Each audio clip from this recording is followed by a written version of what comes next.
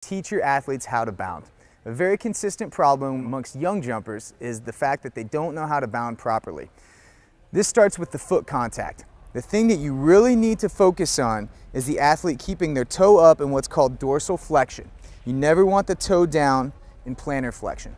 Also, when the foot contacts the ground, it's going to contact with the flat foot. You're actually going to lead initially with the heel, but then as your center of mass is moving, you pull your foot underneath of you and you contact with a flat foot. It's very important that you don't contact with your toe first. Lead with the heel, contact with a flat foot. The first thing we're going to do is a series of very small hops. This is going to teach your athlete to contact with the flat foot. It's also going to teach your athlete how to incorporate their arms while they're beginning their jump.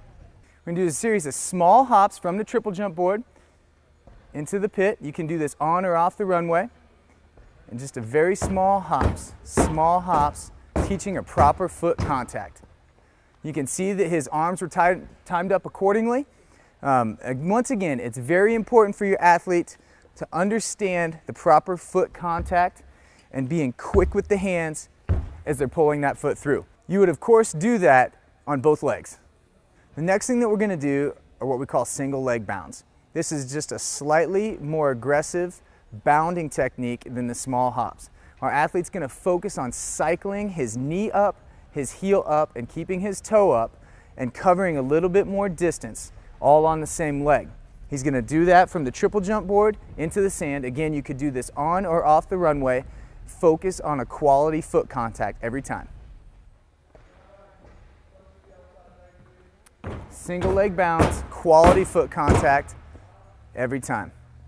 Again, you can start with low intensity and then you can gradually increase the intensity as your athlete gets stronger and more proficient in doing this. The next thing that we're going to do is what we call power skips.